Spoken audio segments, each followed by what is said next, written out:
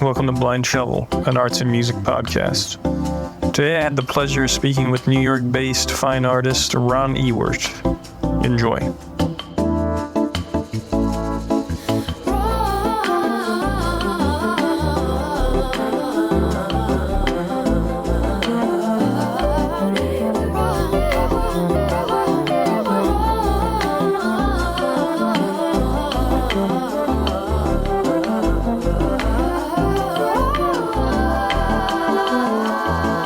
Yo. Hey, what's up? Were you at the studio? Yep. You working on that big old pink thing? I should be, but I'm not. What are you doing? I'm working on this other painting. Like an actual painting? I guess that's what it is. Just a big, like, assemblage painting thing. When did you first discover the foam? I mean, in the way that I'm using it now, probably like 2017 when I started printing off of styrofoam. Okay. But the first time I ever drew on styrofoam was probably like 2006. And I distinctly remember like finding a random piece of styrofoam and like I had this practice of like drawing on everything with Sharpies at the time, like all different kinds of paper, just because I like got some gratification out of the like just the mark making and different like the different tooth of surfaces. Yeah. And so I was drawing on like a little piece of styrofoam with Sharpie, and I like made a little doodle like cartoon thing. And I was like, wow, that's really, there's something about that like really worked somehow. And I think I might still have that, or my brother has it somewhere.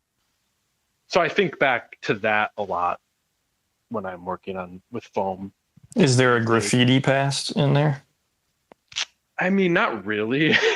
You just like drawing on random objects with Sharpie markers? Yeah, no, definitely not like that kind of graffiti. Okay. But probably the transgression of graffiti. Like I used to do some really bad graffiti, like bad aesthetically and just bad for the community, like just mean things like spray painting that shit on people's cars and stuff. Oh boy. And like, are you willing to state your tag name, or is that? Oh man, what was my tag? Or would it would ruin your career? You don't even remember it? I didn't really have a name. Well, I did. It was Dog Beer. And I would just write that on things, and then I would draw like a really bad, like ridiculous Simpsons / Beavis and Butthead inspired like cat face. Jeez. What age were you? This was, I was an adult. Nice. Probably like 20, 21. Okay. Barely an adult. Yeah.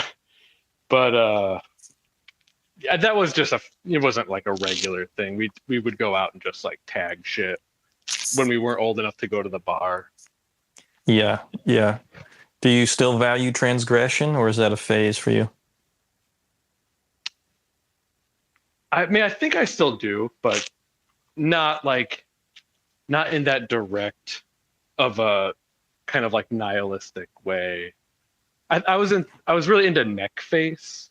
Of course. The graffiti artist. Yeah. You had to be at the time. Yeah, and Fecal Face. Yep. All that, even though I was in Milwaukee at the time. But I think I had recently visited New York for the first time and saw I must have been like blown away by the graffiti and the neck face tags. And I think part of the drawing on foam too came from like some of the other artists at that time, like Paper Rad and Deer Raindrop. Yeah, there's this kind of. I always found it practical to draw on inexpensive things with inexpensive tools, just because I didn't have like the pressure of losing a ton of money by drawing with like Copic markers on 300-pound paper or whatever, you know. Yeah. Even when I buy a nice sketchbook, I end up drawing on Post-it notes and just like computer paper. It's like I have stage fright when in front of certain material. Totally. And so I relate to that. And also at that time, people were just drawing on things. You know, like I feel like Barry McGee, just like here's a drawing on a thing, and was cool then. It's not very interesting for whatever reason now, I feel. I guess unless if it's organic, you know, then it's fine. But there's something of a put on for me when it's like all these glass bottles with faces on them, and it's an art project. Yeah, that feeling is really shitty, as opposed to like just a blue collar dude in a garage who drew on a can or something one day. Yeah, totally. It's funny that just came up immediately because I don't know, somehow I was reading, and I think I watched like some random video on YouTube where this guy was talking about Paper Rad being like early post internet art group. And I just I never really think about that, especially. And Barry McGee, like I saw the Beautiful Losers show on a family vacation in San Francisco, and wow, 2000, whatever year that was, 3, and was just like obsessed with that. I think I bought the book and saw the movie. Yeah, totally. Played the video game. Yeah, did the whole damn thing. But I kind of I don't know. It's there. It was like a formative experience at the Yerba Buena Art Center, and I stopped thinking about it. Yeah. I mean, I have a lot of respect for those artists. I try to stay respectful of my past fascinations, even if they mean very little to me at this point. Yeah. And I also trust that I was onto something by liking them, even if I don't know why. Yeah. But I almost asked too, because you ever get overly intellectual people asking you why you work in foam, as if there's some deeply conceptual reason behind the material? Well, or is there? I mean, no, not necessarily. I can. Like, you can make it up. Yeah, I can intellectualize it, and I have. Go ahead. But no, there was an interesting experience. I was like doing this art fair in Switzerland called the List Art Fair, and it's like some kind of like adjacent to the Art Basel fair. And I did this. Second time I showed like a carved foam thing, and this lady came up to me. Oh my God. And and she came up to me and she was like, "Oh, like, this is really cool. Do you know Rudy Stengel?" And I'm like, I did, like, the name didn't ring a bell at the time, but these people that come up to you in these like super fancy art situations, like that's probably like the curator of some Kunsthalle in Switzerland, or like some art, like really famous art historian that's just like judging me so hard for not immediately citing like Rudolf Stingel as like the reason why I'm working with foam. And like, who the hell is Rudy Stingel? Rudolf Stingel, he's like a conceptual painter, foam man. Yeah, so one of the pieces he's like most known for was, and I don't know where it first took place, but he like lined the walls of a museum. I don't even know what he's done a couple versions of it, of this like silver foam installation, or it's like foam with like a silver surface to it, and basically invited the audience at their leisure to just carve and scratch into it with utensils, whatever, keys. Basically the audience like scratched the fuck out of this thing, graffitied it, or scritcheetied it, and scritcheety. Yeah, and like that became the work, and he would do this piece where he could put it in pretty much any context, and the audience, and he doesn't have to do any work. Yeah, and but he also makes paintings that are like extremely technically proficient, like the most photorealistic paintings you've ever seen. So did you know Rudolf Stingel when you were asked if you knew Not Rudolf? Really. Did you pretend to know? No, I didn't, because I had no idea. But he had like this retrospective that was in Basel at the time at like this really famous like institute, and I immediately went and saw the show, and I was like, oh, I get it. Like I had seen the work, but I knew him for his photorealistic paintings. Like I had seen his work at the MCA in Chicago, a gigantic photorealistic painting. So there's so many artists, like, Yeah, it's so boring. A lot of academia is just about chaining together references to legitimize work, as if it's like Tony Hawk Pro Skater, where you're just trying to like connect moves to make it worth more. Oh yeah, totally. And I'm so glad to not be anywhere near that. It's especially for people who don't just remember names. Like I happen to remember names of things I like and songs and artists, but I also know people who know things and just don't remember the name of the thing. Yeah, it's kind of a miracle that I remembered his name just now. Yeah. Well, on the spot, I can't remember. It sounds like he ruined your trip. I know. He blew up your spot. I mean, not, I'm kidding. Not really. Now I'm like, he's so far, like several decades before me that I don't feel threatened. You know what I mean? Whereas like if it's a contemporary artist that's doing something that's super adjacent that I don't know about, like I do feel a little bit like, oh shit, like, yeah, are we both like subconsciously on the same thing? That's possible. But I like to find out about artists that were very similar or like using very similar materials, because it makes me realize more precisely like what I'm doing. Yeah, exactly. Yeah. Or how my sort of path to this point is different.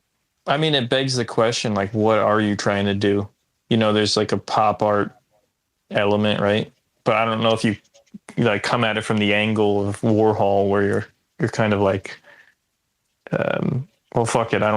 Sometimes I don't even know what Warhol's trying to do besides reiterate something that's pretty obvious and redundant at this point. But are you trying to do something with the work? Not that I think that's a merit to work necessarily, but.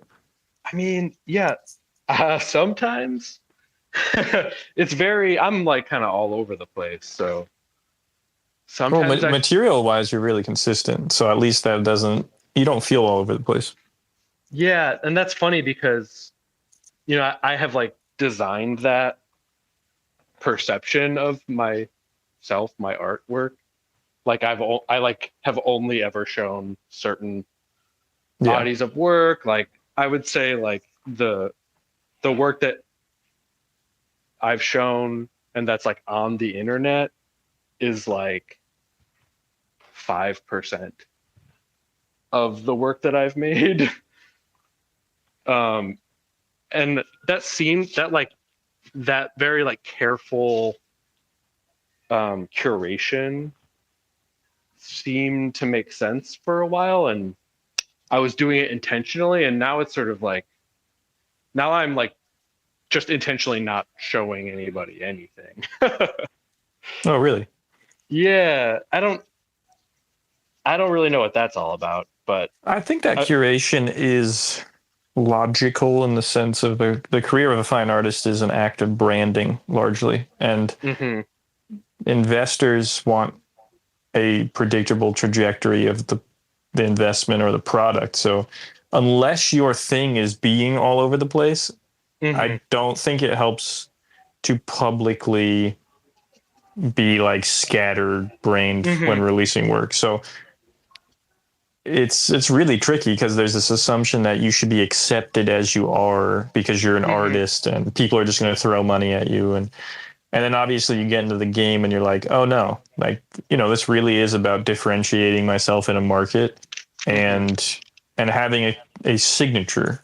And that can run contrary to experimentation for some people, I think. Yeah, that's definitely true. Like, I'm aware of all of those considerations, and like, as much as I in the past, I think like pretended like that wasn't the reason, like market considerations like wasn't the reason I was making decisions. It certainly played a role, but I also I just loathe thinking about that kind of in general. Like, I mean, I've just been, since 2020, I've very openly, freely been experimenting in my studio, and thankfully I've had a couple people that have supported my work over the years, and are interested in my work holistically. So interested in you, basically. Yeah, and when you've been around long enough, there's a couple key relationships where a few people kind of get what you're doing and understand what kind of an artist you are, and then a lot of people kind of maybe like you as a person, or get along, or know certain aspects of your practice or stuff like that. Yeah, I think they can we're all guilty of it in the sense of there's music artists that I like one album from, and then when they change it, I was just I'm not interested in that. So yeah, in a way I kind of objectify them. I'm I just want that predictable thing. But there's other music artists that I'm really forgiving with and will listen to albums that aren't even necessarily good because I suppose I like the essence of whatever they're doing. Yeah, sure. They kind of. No, but yeah.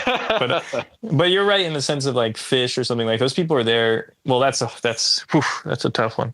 I don't even think they're there for the music. They're there for the loss of culture, and by that I mean it isn't. I feel kind of a culture, and it's a substitute they're longing for. Yeah. And then there's drugs. So it's just easier to sell anything when there's drugs, alcohol, etc. So that's funny. We just had a Grateful Dead cover band play at the Art Center, and oh really? What's their name? Is it a known one? This Old Engine. I don't know if it's known or not. Oh no. But they were very, very good, and that's all I care about. That the people within the culture think it's of quality by their metrics, because I can't judge. I can't really judge what a good Grateful Dead cover band is. Yeah. Well, that's the thing about the Grateful Dead. There's something about their essence that makes people ignore the quality, and that may be very. I don't mean that to sound. No. But it's the Bob Dylan, same shit. Yeah. You're God. At post early '90s, Bob Dylan's voice is just hard to swallow. It was always kind of shitty, but it got really bad. But people still, I still love it. But the Dead, I think about them a lot. And I think you were just I think you talked while I cut out, but I sound like you had a good time. I'm back. And I can hear you. I can feel what you said. No, but I couldn't hear you. Oh yeah. It's Right. all good. I could just ramble about the Grateful Dead. No, yeah, we don't want to get into that. Are they on? I mean, that teddy bear's got to be on something you made, right? Yeah. Oh yeah. I definitely made a teddy bear painting, or a dancing bear. So is that a thing that's formative for you at some point? No, not really. I just with the, I mean, the Dead.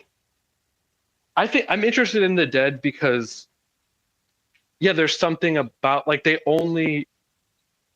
realize that like performing live, that their physical presence as a live band and touring was like their fucking superpower real early, and they kind of like invented that, which in the era of Spotify, like, you know, artists nowadays, like especially musicians, know that their only way to make money is through performing. And the irony of pop music is that it's not about invention, it's about performance. So you're just doing the same material over and over again. And, you know, some people like that. Some, like, as an artist, some artists enjoy performing the same music, and like the Grateful Dead, I would assume they enjoy it because they didn't write all that many songs. And then some artists probably hate it, and that's why they don't tour, and they would do anything but tour, like the Right. Beatles. The Beatles, yeah. Especially when they get into more like pre-production fuckery. I think they were just like, how are we even going to do some of this live? I think back then it was probably much harder to conceive of. I think about painters from that perspective. Like, are there painters who just make the same painting over and over again, like a performer, and that's like in that, and they work in that mode? I think there's Cleon Peterson is that his name comes to mind? Like, I don't know Cleon Peterson. Yeah, I feel like you do, and I just didn't say his name right. He was like a juxtaposey kind of dude, but he has like developed a real consistency where the language consists of like maybe 5 to 6 symbols that are played with, and they're just like riffs. And I respect it when someone can find a distilled language like that, but I'm not interested in it. I want to see artists struggle and in pain.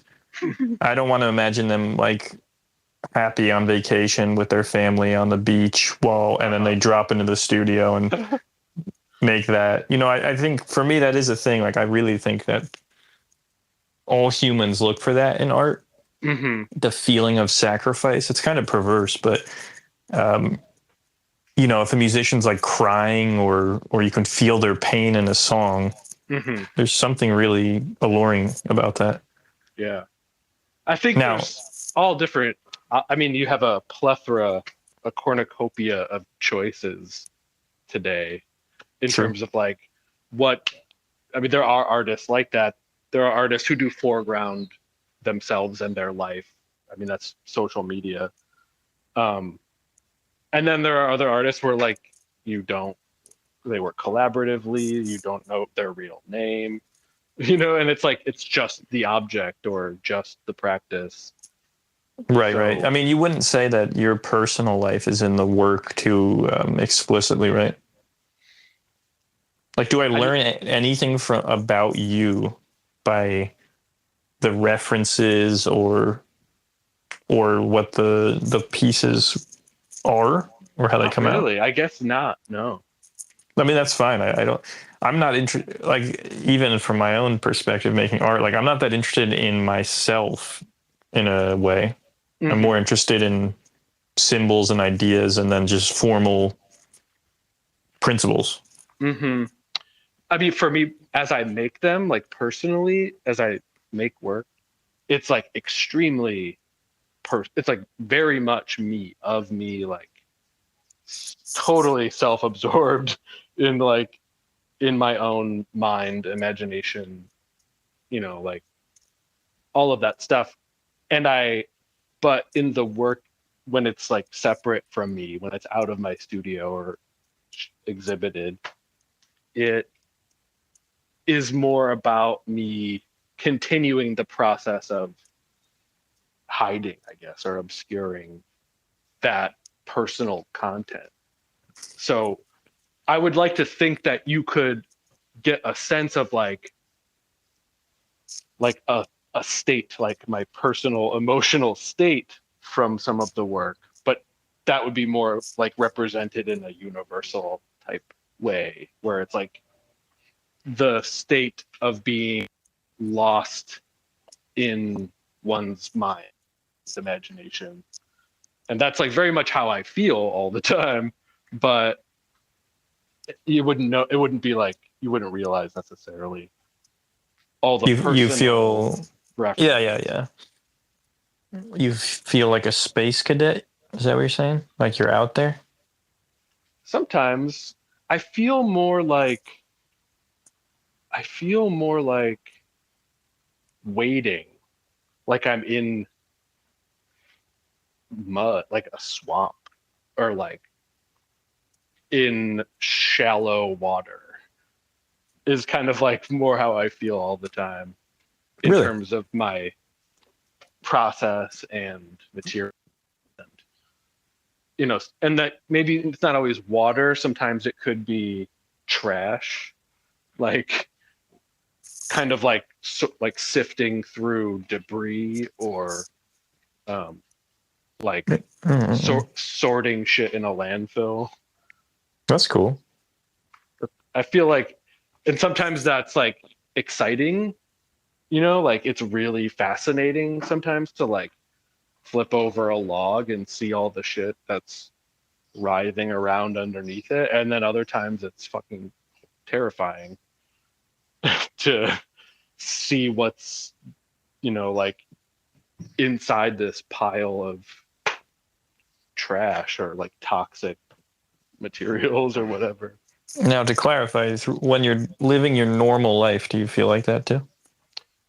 Not necessarily. I mean, it's a little more of like a light, A light mud.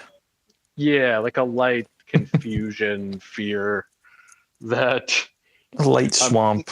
Yeah, navigating. But I specifically mean like the process of trying to like yeah. birth objects. How do you know when the work's progressing? Like, how do you know that your work is better than it was 3 years ago? I guess it's like it's very personal. Like it's about how engaged.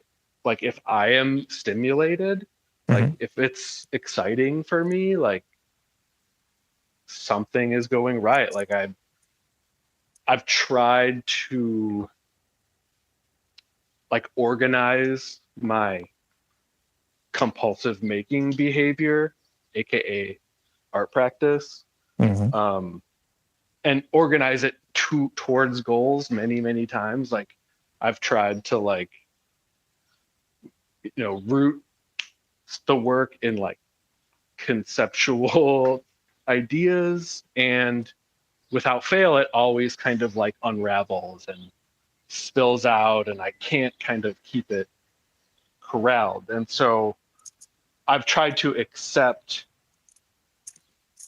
that I can't fully control the outcomes of what I'm doing, and I can't fully know what the motivations and like meaning, I guess, behind some of the things that I make. I don't think there is a singular truth to be extracted, but so I know it's basically intuition. Sure, yeah.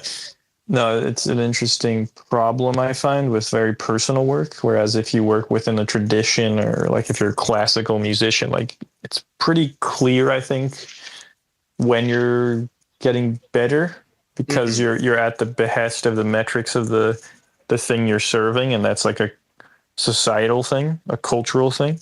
It's not just a personal thing. But I do believe that those who can confine their inspiration to a cage so that they can dictate its behavior, this is a problem. and it's very boring. And what's funny is I think academia often encourages that because it's a market consideration. Like, again, if you can cage or box the process or the product, then you, of course, have a higher probability of succeeding. It's not impossible to succeed in an organic way, but I think there's more chaos at play. Mm-hmm. Yeah, my appetite, my taste for new things is very great, like insatiable on some level. So I'm like constantly shifting, materials and ideas and like source material and inspiration and ways of working. And but it's like it's really like ceaseless to the point where like it becomes this like self-sabotage in a way. It's where I start to like reflect on it as like it's some sort of like pathological condition. So, and like I'm also like accepting that because I've been dealing with it long enough to understand that like that's how it is. I can't, like, no matter what I do, I'm like, it's going to be unruly. It's going to like be out of my, just be unknowable to me. I think enigmatic. Especially in the respect to divine things. In the past, I think people understood like blessings and curses come together. When you think about the lives of certain saints, they're just like, at least in this world, like horrifying. Like they seem haunted by this this drive to serve something higher, and it's not like they necessarily are these like super attractive, healthy, wealthy people. It's the complete opposite. I don't know what that is. It's like some weird test that one is put through. And so I've definitely had conversations with artists where they're trying to figure out if it's a curse, what they're dealing with. But I think the real curse is often not having any way to process life. And artists have the blessing of just having this intimate practice that lets them at least, push through some of that pain, where I think people without it are often stuck and they just try to consume their way out, and that doesn't do anything. Yeah, totally. Yeah. I do feel like, I do appreciate like the sort of like, you asked me how I am in my normal life, not necessarily making work. And I am like, I literally live like a 45-second walk from my studio. So there is a huge blurring of the things, but like, I feel very content on a lot of levels that I making work, even if it's not like necessarily progressing in some linear way that like is satisfying for me. Like I feel that I have this outlet, that it is something that like, satisfies me, at least physically, like materially.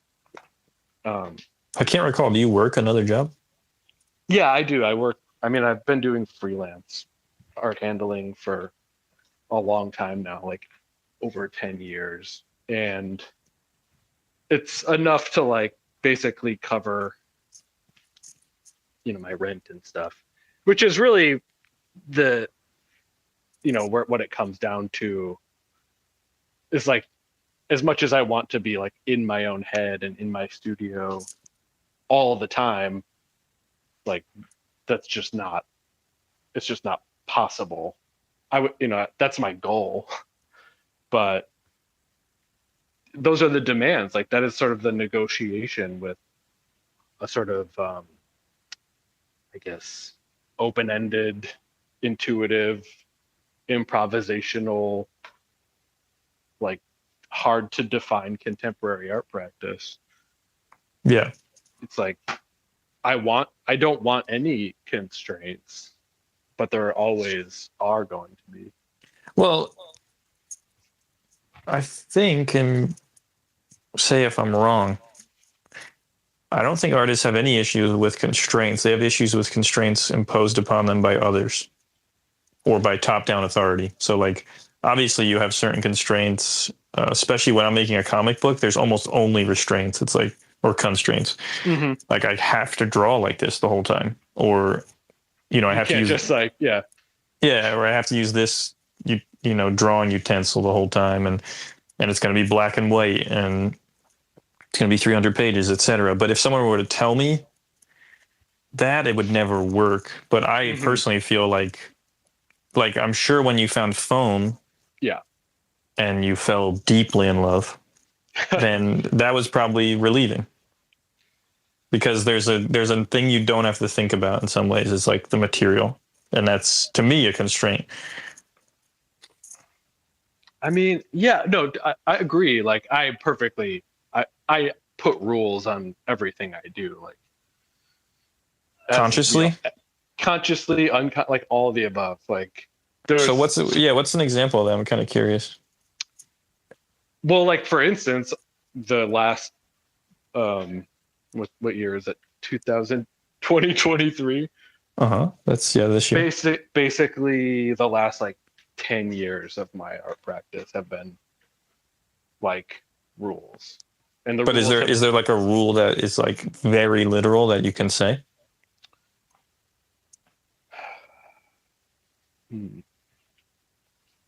I guess I want to draw a distinction. It literally was black and white for a long time. Right.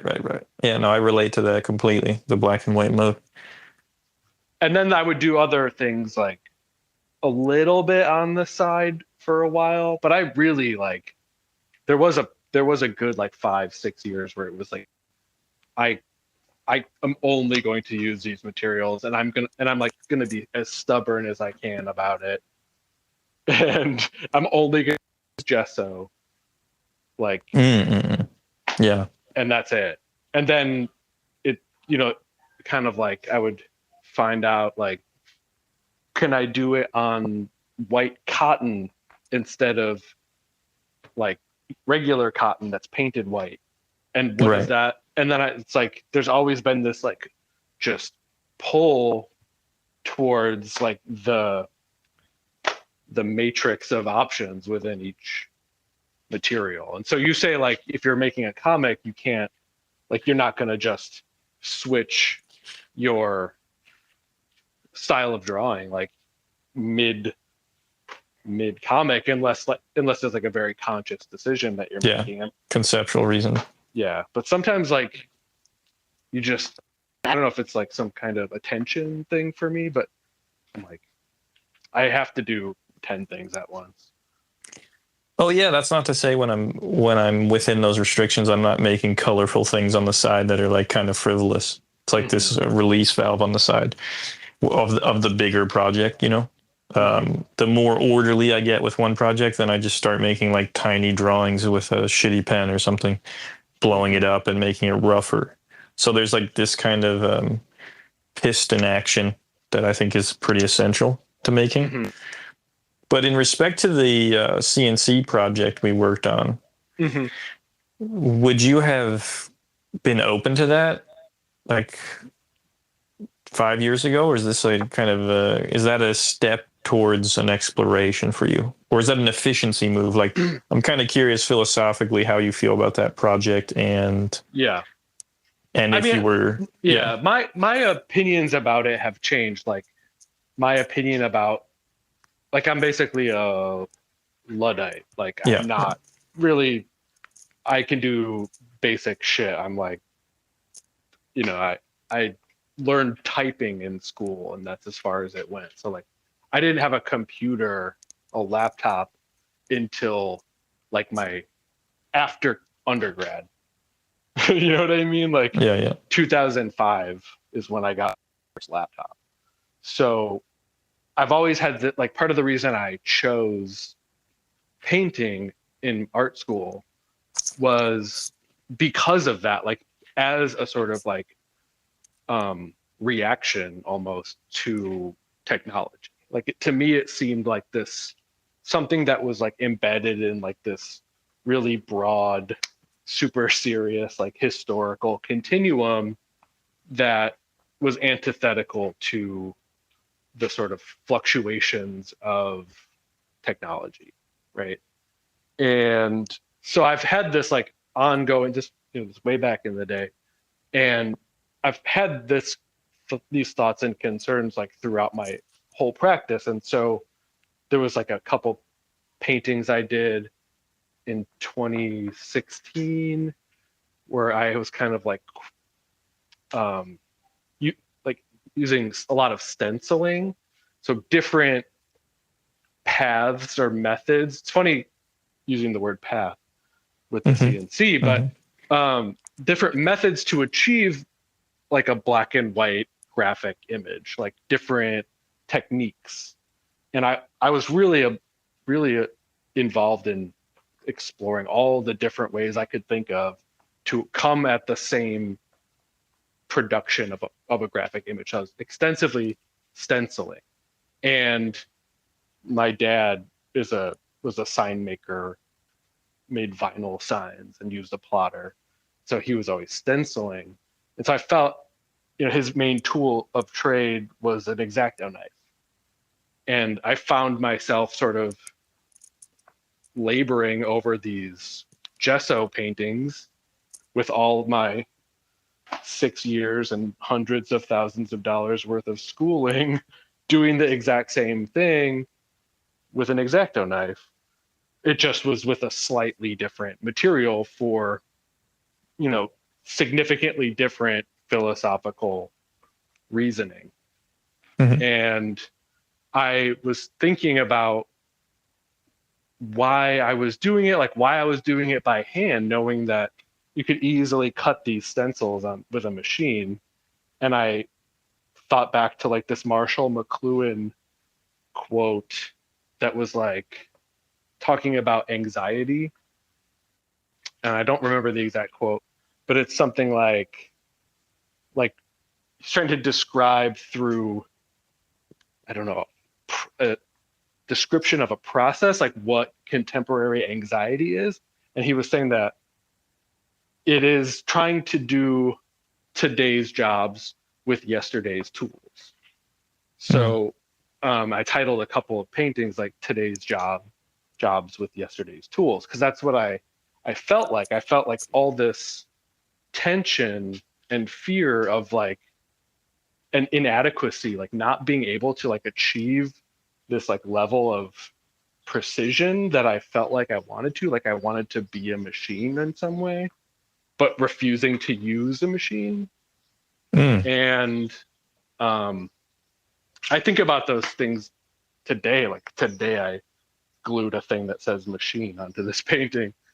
But when I started carving into the foam, I was like, oh, wow, I want to do this at a large scale, but it's kind of ridiculous to do this by hand at this large of a scale. And so I knew for years that I should explore help with a machine, but with a CNC. But I'm just like, I guess I work on these timescales. And then you brought up several years ago that you had one, and then the pandemic happened, and I kind of like kept it in my memory. Like I didn't even know if you still had access. And so when I reached out earlier this year, I was like super happy. And then of course you are very like organized and you were like ready to go. And so that was like more than the machine itself to me. Like the process of working with you is,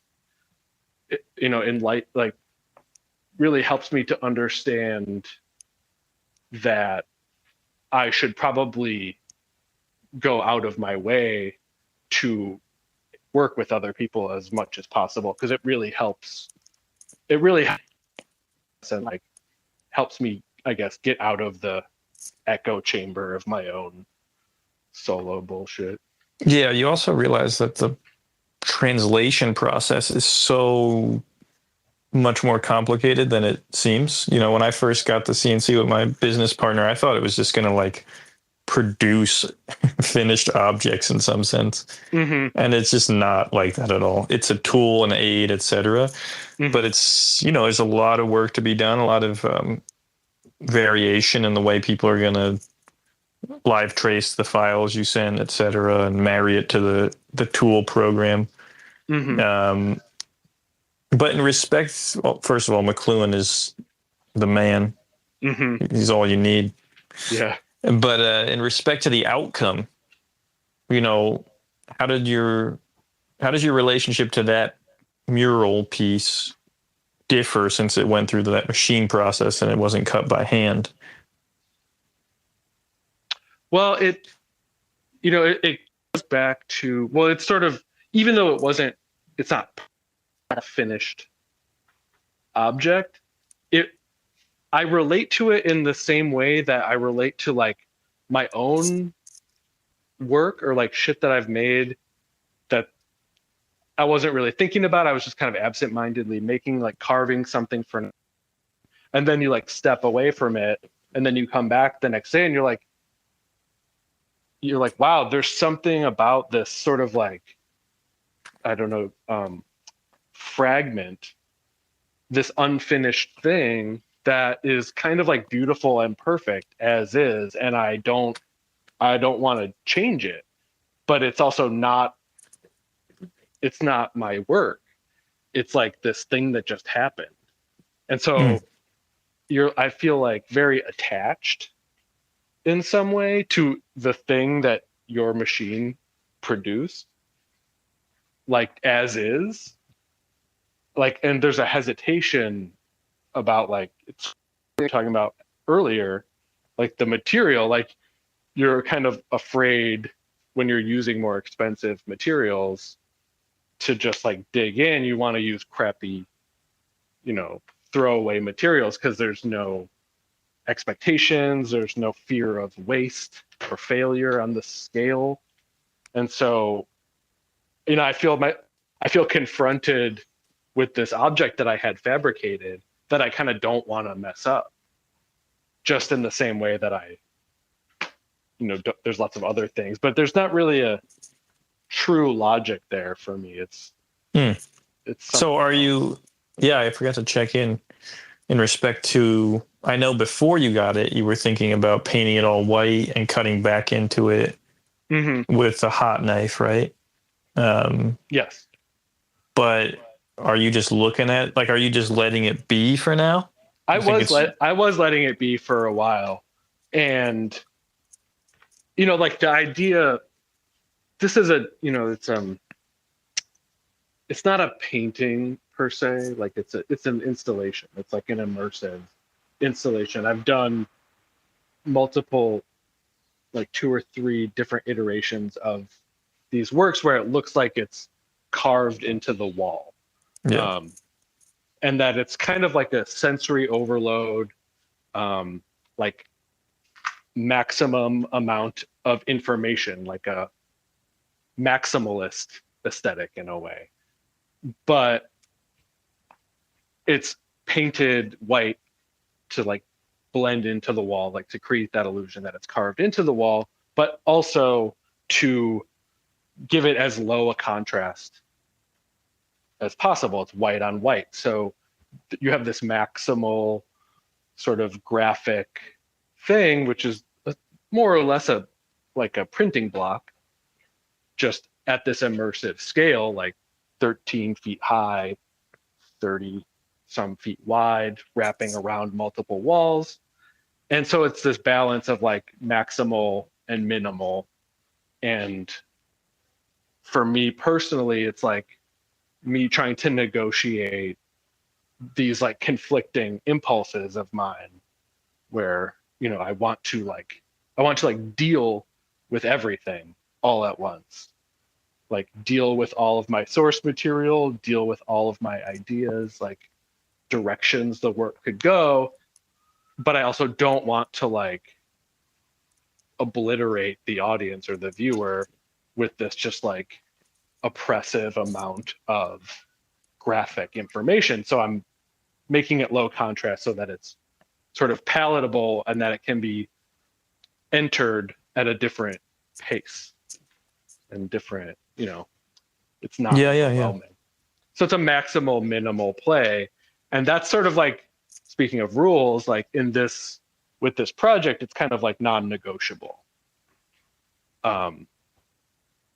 It's the part of the show is like it needs to be white. It's a group show. Right. And so it's just another version of something that I have already made. It's sort of like another Dark Star or whatever.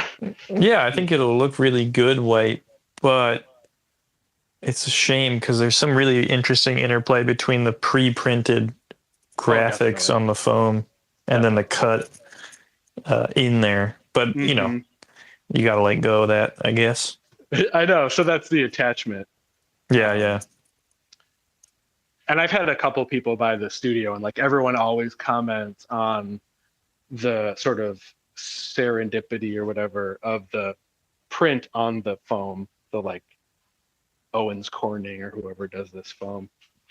Like there's like an arm like flexing, and it says strong and durable, and then it says like Foamular NGX, like listing all the fucking chemicals that are in this shit. Right.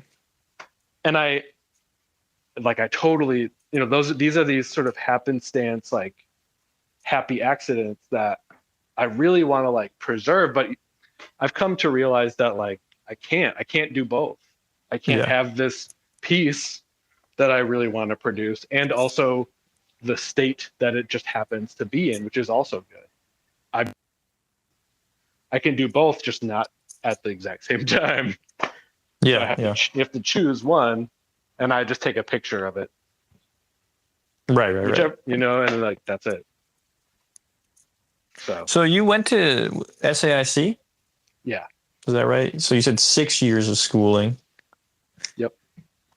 What's your perspective on those 6 years of schooling? What's funny is like you said, like, and then you do all that, and then you just come back to these pretty fundamental things that have nothing to do with school in some ways, like the Exacto. For me, I went to 4 years of art school, and then I came back to like, I'm just a dude, a suburban dude who likes comics and cartoons, and that's it. Like that's the hand I'm dealt. I'm happy with it, and let's see what we can do. But in school, they try force feeding a lot of this, usually higher brow, influence and inspiration, again for that clout referencing. So like, I'm just curious to hear. I assume you went to a master's program at SAIC, right? Yeah. Like I said, I've like a sort of very like large appetite for information of all different kinds. So like, I don't think I needed to go to school, but I could also go to school forever, probably. Like I could continue to be a student. Like I like the structure of school, especially art school. It's like you're just with a bunch of people who do random shit and like to talk about it and like encourage each other to do like weird shit and like party or whatever. And it's like, who wouldn't want to do that forever? As long as you can free live. Yeah. I'm kind of curious though, when you had to talk about the work, especially in like a master's program, what did that sound like? Like my like thesis? In some ways, because like the work, I usually like work that doesn't need any discussion or artist statement. It should be visually compelling and strong, and that's it. So like, I've never thought about with your work what that would sound like. If you were in a master's program at SAIC and they wanted to hear something a little more intellectual or at least rational, what is that? What does that sound like? Well, I'm trying to think what I was doing at that time. Oh, was it different? I mean, to me, it's kind of like what we're talking about now. Like, there is like this, I was using magnets in grad school. I almost don't want to talk about it because I still want to. Okay, yeah, it's a good idea that you don't want to put out there. Yeah, no, but I mean, it was like the same thing. I'm talking about this foam, and why is it that when presented with just anything, like sometimes things just seem perfect or done, or like they seem so whole in their existence as objects already. Like nothing needs to be done. Like this foam, on some level, I could just install this pinkish purple foam as is, as a mural. I would pretty much be comfortable doing that. I don't need to actually physically do anything to alter it, and it's still interesting. I could talk about anything at length, any object, any like light condition, a sound, like a book, a TV show, an actor, like you name it. There's like the richness of, I guess, reality is there. It's like potent. And so one of the things, like, I got really into building my own stretcher bars because, like I said, I was interested in painting as this, like, I guess, representation of history or something, like this manifestation, this like physical material stand-in for like the continuum of history. Now, at the time, I had some kind of weird, twisted, like half-assed expectation of what history was. But I would make the stretcher bars and then stretch the canvas, and like it was such an amazing process and like object that I couldn't do anything to it. I didn't want to like mark it. I didn't want to. Everything would be ruining it from that point on. You know, it wasn't even gessoed white. It wasn't even like the fear of a blank page, of a white page. It was just the fabric, like it was like an upholstered thing. And so I started like just making these assemblages on the canvas without actually altering the object at all. So I was using magnets to like mount and coming up with like ingenious, like clever little mechanisms for like hanging things on the canvas in impermanent ways. So like not wanting to actually do anything permanent to this historical canvas that I had made. And I think, you know, like this notion of like finish and permanence, the permanence that you expect as a collector of like an object, like, you know, I've always been comfortable with.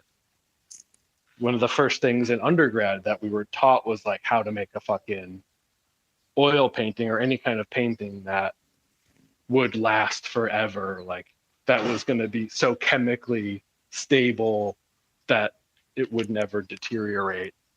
And that was like ingrained in my mind to the point where like every version of that wasn't like, you know, was somehow inferior. And so how could you can never really achieve that level of permanence, like such a thing at all. And so how can I, like, with all of these sort of like hang-ups, I guess, how do you go about producing work, producing like anything when you are just not, there's just this both unlimited possibility and the, like, it's no matter what you do, it's really kind of meaningless. It's arbitrary, like object.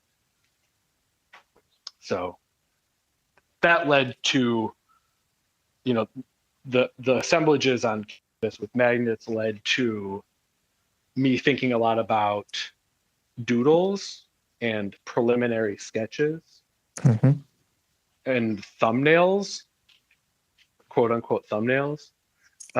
These like, so basically the idea, like conceptual art 101, the idea for the work rather than the work itself. And so how could I conflate like the finished object that's presented as like the culmination of a process with like the origin or the initial idea. And so I was just painting straight, transferring the thumbnail sketch as the finished work, just enlarging it usually.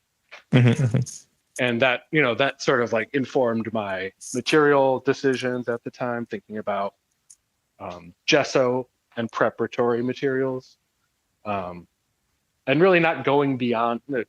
That's why I was doing black and white, is because it was like, it's just basically the idea. It's not anything more. It's not even a painting. It's just the idea of the painting. And so it's existing in this way, like prior to its actual realization. And on a personal level, it's just me being clever and avoiding having to make a finite decision on some level. Right. There could be cowardice. I've thought about this one a lot.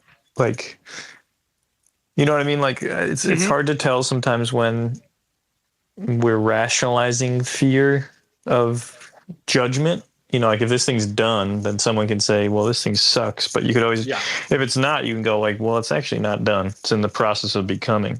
And so there's a high amount of honesty required in personal work that I think is interesting.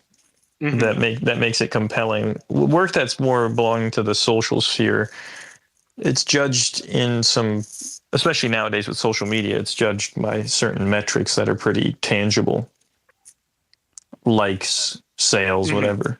Sure. But yeah, it's super. I think it's beyond personal. I think there's a divine interplay, because it isn't clear to me how one within themselves would have this dialogue, if that makes sense. You know, it's like trying to, like, self-improvement is a weird term to me, because how can a self improve itself from contained within itself? So like for me, there is a divine implication to these processes. I could totally see that. I mean, I was like raised religious, and over the years it became more apparent that it was more of like a spirituality rather than like a religiosity, or, you know, like it wasn't about me following like any set of like process or whatever. Dogma. But yeah. And so it's kind of always been there. And that's sort of like the affinity for the sort of like the way things are. Yeah, you know, exactly. Like it's somehow it came to be this particular way. And there is some sort of like cosmic, you know, like there are so many other potential, I guess, realities. And this happens to be the one that I'm like engaging with at this time. And so there is both no meaning to that and also like as much meaning as I want there to be. Yeah, it implies a sacredness just because you exist within that one. So that's kind of what I'm talking about. Is there's an implication of sacredness in certain art making processes that, like, you know, because you sound insane otherwise, right? Like you think about it from a material like empirical position. Why so much delicacy about atoms and, you know, even light? But the world is far more surreal and strange than that, with aesthetics. And again, it is sacredness, like this. I don't think it's just psychological pathology or something, the way an artist can fixate on this little moment of poetry. Mm-hmm. Then it becomes the question of what's the duty of the artist, is it to, because obviously poetry is just a lens of exposing the pre-existing poetry of life or something. It's not like it's necessarily making something, but it's just like calling into existence a possible sequence of descriptors. Yeah, it's framing. I mean? It's like framing. Maybe. Sure. Yeah. Your work frames a lot. And I also think black and white, for me, always had a psychological implication or philosophical implication where it's just like, maybe because I think binary to start about almost all things. I think in black and white, and then my goal is to find the poetry between those two extremes and like arrive at a conclusion in the middle, I think. And black and white doesn't sell, that's for sure, in any way, comics, etc. But there's something just like where it really does feel just like it's the idea. There's no coloring, emotional coloring, or like, embellishing on the thing. It's just like, this is straight out of the brain or whatever it's coming from. I've always felt like the black and white, like it obviously when you make such a like an extreme limitation, like it's just, from a painting perspective, it's just a limited palette, and when you make those kinds of decisions, like it opens up all kinds of different interpretations and possibilities. Like I said, I was trying to come at the black and white from every way I could think of, I guess, to make it interesting for myself. But like I've analyzed it in so many different directions that I kind of lost my train of thought. It's okay. I think we understand the black and white appeal. It's just raw. It is what it is. There's sometimes, and it's like an anti-marketing strategy in some ways. Yeah, like, there's that. For sure. I kind of fell into that at some point where, like, I thought even like a nice website was some disingenuous act, that the work should somehow push through all the non-aesthetic concerns of what's around it. But I think that's a bit too much, to be honest. Like, for a tech illiterate person, it's very easy to photograph, to Photoshop. Yeah. But for me, it was always very like evasive, just a way of like, I don't know, like kind of taking the goal of the painting, of the process, of like the practice, and flipping it around in some counterintuitive way, like contrarian on some level, stubborn on others, and it kind of just it happened. Like it took on a life of its own after I made the decision. I don't think you can be an artist without being contrarian in some sense. I don't know what that is, but it's a very common theme on the podcast in general, in the interviews. Like, it's very interesting. I don't know what it, like, of course you don't want to be reactive, like, because then people control you one way or the other. Like someone tells you no and you just want to do it, or vice versa. Then you're essentially just doing what people tell you. But maybe that's part of the game. Like, there's something the world needs, and by definition, it's your job to bring it out. And if anyone could access it, then there would be billions of artists. And I almost have this weird idea that there's never been, you can't create more artists. There's like a finite fixed percentage of humanity that can be real artists, and there's people who can have jobs that they're called artists, or there's people who can be craftspeople, which I think is a slightly different preoccupation. No disrespect to craftsmen and craftswomen. I think that's great, but that transgressive, contrarian,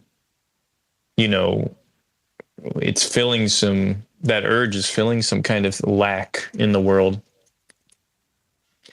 And then, of course, I mean, it's permission. Like, you kind of, I don't think I personally would be much of a different person. I would have probably, no matter what path I took, like, I'd probably end up fucking doing some weird shit. But, like when you go through the process of like an art education, ideally the goal is some kind of like creation of a space where it's permissible to like indulge that contrarianism in a productive way, not necessarily in like some fucking like horrible QAnon or like political way, or just argumentative social, like antisocial way, but turn that sort of into something that can be beneficial. That's right. If you're not a sociopath, I guess. Yeah, I mean, and that brings us back to graffiti in some ways. It's like very interesting. Like you were saying, it was just a destructive kind of chaotic impulse. Mm-hmm. So like the impulse exists. It's just you've channeled it into the art.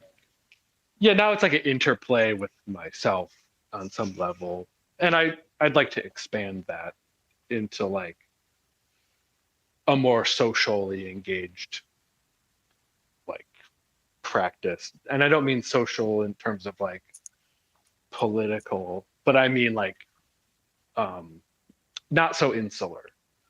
Yeah, no, I know what you mean.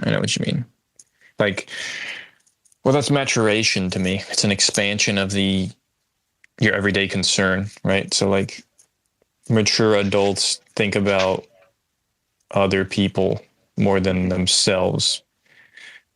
But so I don't want the work to be totally like alienating. I mean, I am very interested in alienation, but I don't want to like, my goal is not to like confuse people, but more like open a place to like us confusion. You know what I mean? No, I don't, but that's kind of apt. I think this, for me, it's always tricky, like what art's role is, and it isn't clear always what if discussion or talking about it is good or bad to me. And I think by discussion you probably don't mean literally. Individuals. Sure. Yeah. I mean, it is like a form of communication.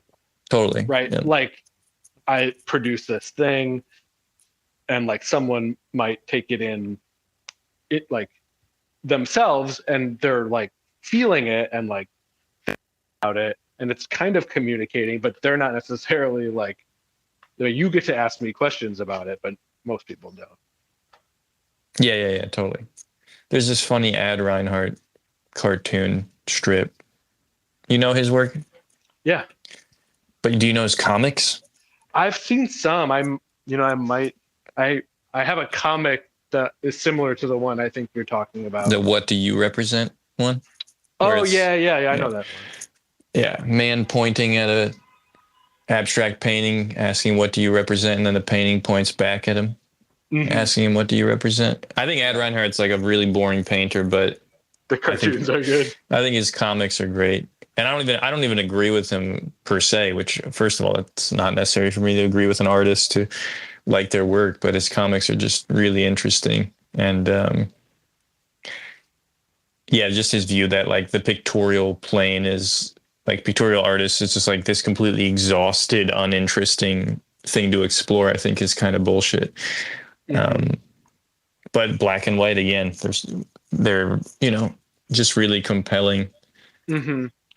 Yeah, that's another aspect of it for me, was always like the binary of black versus white, and the purpose of that, like the high contrast of black and white is basically to clarify, to like communicate. Like you want in like a written language, you need that contrast to like for the text to stand out from the ground so that you can read it, so that you can as close to perfectly understand, you know, the content that's to be communicated. Right. And so for me, like, to produce something in this like highly graphic way that is like a term that I thought about a lot was psychedelic stoicism. It's like this kind of like thing that's not really communicating anything, but it's in the language. And so you have to kind of like wrestle with that contradiction. And I feel like it's a confusing one, and one that exists, that permeates a lot of, I guess, contemporary media and images. Yeah, no, I gotta ponder that psychedelic stoicism. There's something there. Yeah, I know. I've never really used it, but like it's, you know, even that, like the term stoicism is just a confused one. People, it means so many different things. Like, well, stoicism doesn't help. I mean, I love stoicism, but they use this term nature with a capital N. That's like a placeholder for so much. And it, for instance, like it's like this notion that you should follow the one true nature, act in accordance with one's nature. So it basically seems like God at certain points, or proper behavior. And I think that's why, well, first of all, that's good, you know, like speaking about art and philosophical systems, like there shouldn't be one interpretation. That's propaganda. That's dictating behavior via visual format. So I can totally relate to this notion that like I'm trying to legibly communicate obfuscation as clearly as possible. You know, like I like twisting a symbol that has a prior connotation, and then making it clear, like this is the thing being manipulated, but I don't know what it means, you know, and nor does the viewer. Kind of because it's already lost its meaning. Like, yo, that's true. Yeah. You know, I mean, like that's, I guess, there's no like perfect, ideal, like basic objective state of communication. Like it is this like medium. This is like McLuhan, or Roland Barthes, but like this sort of like medium of language that is always changing. That there is no like stoic truth to it, and so like no matter what, you're like, every time you see one of these, every time you read a symbol or a sign, you are basically inventing it, right, for yourself. You think that you're like, it means something objective, but it's really like everything that you're bringing to this moment, like, and it is like the creation of this content that you are participating in. I guess like the Rudy Stingel. Old Rudy Stingel. Yeah. Yeah, I believe in a participatory reality, but in terms of the weight of each side, I might disagree with the sentiment. You know, like I'm not sure, and by that I mean like if we can agree reality is participatory, is it 50-50? Is it 80-20? You know, like in respect to the divine or objective reality or objective truth, I feel like it has far more weight than we typically give it credit for, because humans have managed to manipulate reality to what seems to be an impressive degree by their metrics. Like McLuhan even talks about that, like the art or the earth is now an art project, basically. And but like that shit's gonna whiplash real hard probably pretty soon. You know, that kind of irreverence for what the thing's nature is. I think it's begging for some kind of retribution from reality. And I don't know if that's AI. I always come back to AI in the last like 2 months, unfortunately, because I think it's a bigger problem than then anyone wants to. Well, plenty of people have been like, it's going to be a huge problem, but yeah, that's tangential. But I find it funny that like everyone's forgotten the lessons of Terminator 2 or Isaac Asimov, or there's just like so many examples. I don't think we forget. I think there's like a weird fate component to human direction that we don't understand. Like, I don't think humanity understands it has a tremendous drive towards something. Sure, and we're going to try to make laws about like anti-AI, anti-chat GPT. Nothing is going to stop whatever this really surreal force is at play. And that's sounds like art in some ways. Like, that's how art emerges. Like I said, like I make comics, I look back at them, I don't even feel like I made them. Feels like someone else made them. I'm sure you have that feeling at times about certain pieces. I could be wrong, but I know what you mean. Yeah, usually it's like when they're like the process of invention or something, like when they're in progress, like, or sometimes I set them aside and I look at them again and I'm like, what the fuck was going on? Like, why it was in crayons? Yeah, like an alien visitation. It's like again, it's funny if you strip the art aspect, it sounds like psychosis. Yeah, it's like a famous Sigmar Polka painting where it's like kind of like a modern art painting, and it says like this painting was directed by aliens or something. And it's just like, he had a sense of humor about it back then, but I don't know, taking on a whole new meaning. Sure. I don't know why that reminds me of this Paul Klee painting where there's just like all this abstraction and then just an arrow really clearly pointing at just one point in the painting. You ever seen that? It sounds familiar. Like a super crisp arrow. It's just like this abstraction, and it's very funny to me. And I feel like it's at the heart of what we're talking about, where it's like that interplay between the precise and I guess it's chaotic, but just like more fluid.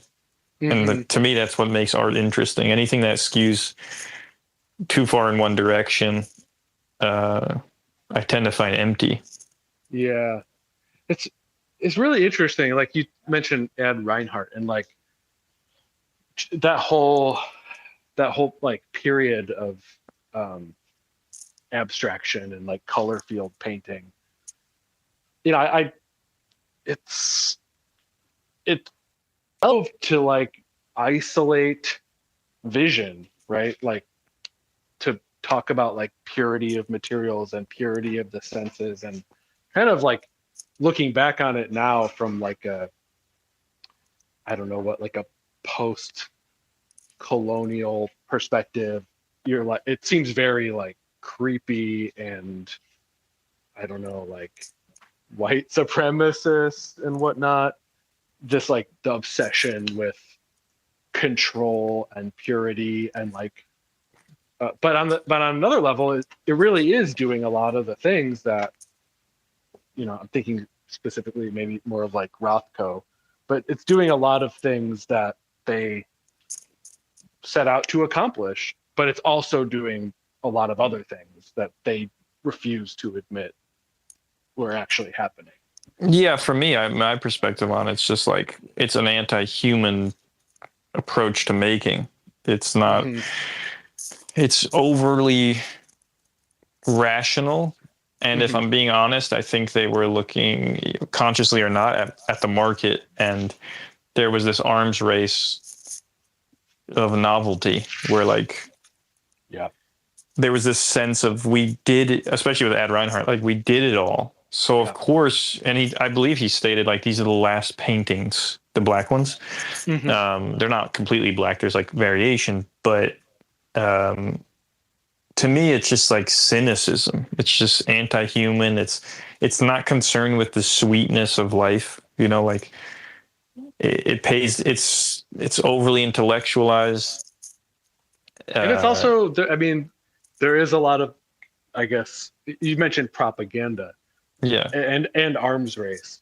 Like, it was very much like cultural warfare on some level. Like, Sure. like it was a sort of supported by, I believe literally the CIA. I believe that whole Pollock. I mean, yeah, but it's like Cold War components, representation of humans versus abstraction and the rugged individuals. Very crazy, very complex. I don't even know if those movements get off the ground without government involvement. It's fucking really fascinating. It goes beyond obviously painting and it's just reality. Like, it's just the political reality that the United States has always existed under and continues. And it's like, you're kind of, that's what I mean by like waiting, like you're trying to be sort of free and real and like kind of realistic about the level of sort of freedom and awareness that you genuinely have, and what the things you can control and what you can't control are, and how do you like make work? How do you pursue your own like vision under those circumstances? It's like at one moment you're like trying to catch a fish, and the next moment you're like scavenging styrofoam out of the garbage. Like, it's just, back then you were only allowed to be an artist if you were like white man. Everyone else like was just completely ignored. Save a few examples. Right. So things are changing, but we still like are in this sort of interrelated material, like, of life and knowledge and history. Oh yeah, it's very complicated. But at the same time, like, it's not. Oh yeah, you don't think about that shit when you make art. It's not. It's almost like almost a hubris to overthinking certain things beyond one's grasp or scale. It's just like, you can do what you can do with what you believe, and that's about, and then you die. But that's the beauty of like the Grateful Dead. Like, just there's something about hearing these really simple songs that just like clockwork make you feel the same emotions every time, no matter how shitty the recording, no matter how many times the cover band has rehearsed Wharf Rat or whatever. Like, it's still like there's something about that, the ordering that the writing, basically, there's something about it that works, that like cuts through the bullshit. Maybe it's nostalgia. Just the only refuge is Grateful Dead. I know. Well, that's a good way to end it. That's good. Ties it up nicely. Yeah. Well, I got to go eat dinner. Right on. Well, I have not eaten. All right. But thank you for inviting me. It's nice to. Yeah, it was great to talk to you. To talk about it and record this day. For sure. All right. Enjoy your dinner. Okay. Peace. Bye.